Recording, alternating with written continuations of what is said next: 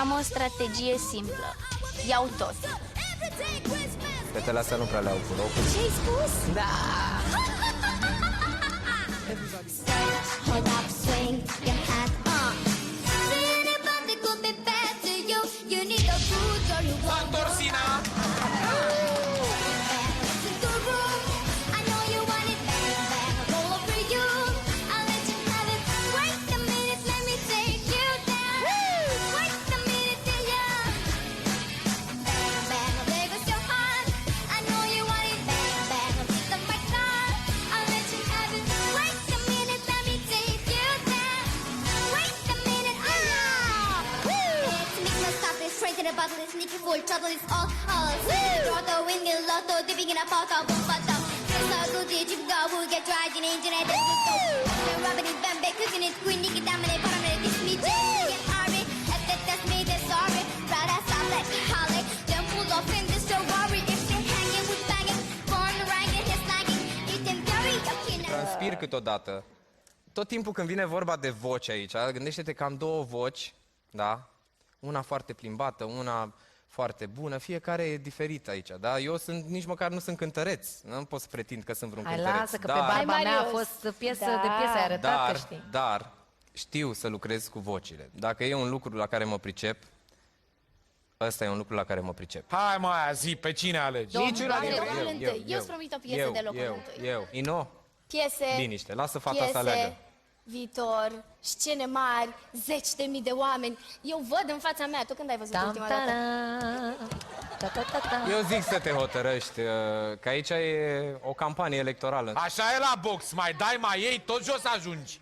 Hai, puiule, spune-ne odată că de ăștia, știi ce se întâmplă acum de nu spui? Spune ori laie, ori bălaie. Hai, puiule. Deci, răspunsul tău este...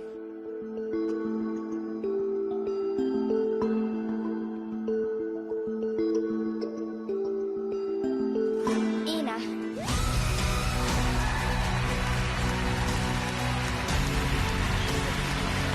Da?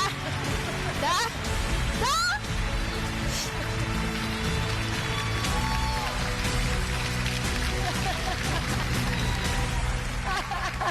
Iartă-mă! Iartă-mă, Doamne! Ce reacție a avut? Nu mai desprinde tine. Auzi, trebuie să mergem amândouă, că nu mai vreau să stau lângă Moga. Bravo!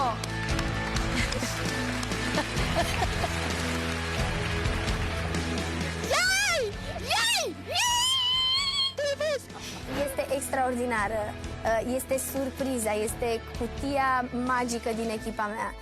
O să fie bombă. Bravo,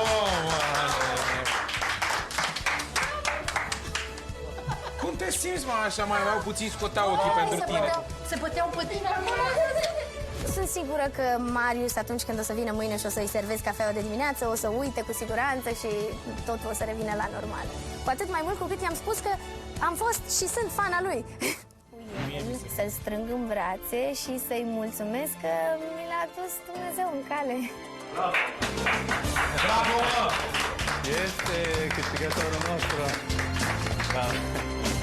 Da. Am trăit un moment poate foarte important din viața mea.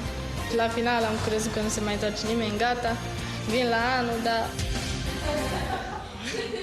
Exact mai apoi am aflat că nu are o poveste foarte fericită. Se spune de obicei că nu ai voie să cânți, că ești în doliu și că totul este trist. Eu mă bucur foarte tare că el a înțeles că nu ajută la nimic să nu cânți și că ajută să cânți. Iar eu voi încerca să-i arăt lucrurile frumoase care au mai rămas și cu siguranță că vor fi multe și pentru el. Poate de altfel ăsta era și visul mamei lui.